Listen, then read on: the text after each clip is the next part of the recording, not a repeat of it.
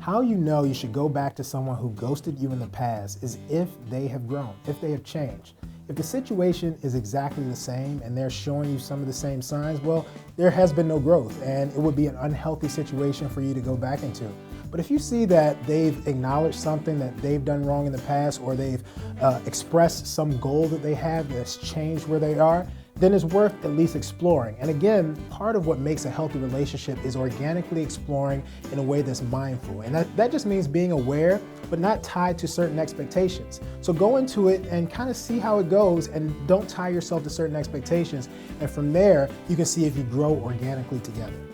You know whether or not you should go back to somebody that's ghosted you in the past, like Kelly, Joe, and Tom, if the person actually comes back to you and owns why they ghosted you, and does it in a way that's not so defensive and not riddled with excuses, but really is apologetic. If the person doesn't own their behavior without getting defensive, then they really haven't grown. People can change, but if you don't feel that change and you don't feel the person actually took responsibility, then don't go back.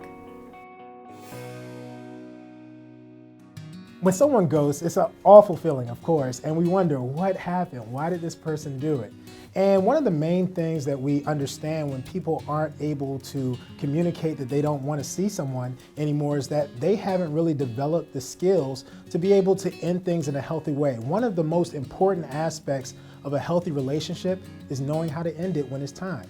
And sometimes that involves talking some hard truths to someone else, but it allows them to grow. And so when someone isn't able to do that, maybe they weren't invested enough in that relationship and they didn't think that that was necessary, or maybe they didn't have the skill set. And it's not about you who's been ghosted, it's about them not really having that skill set or that maturity to be able to communicate that.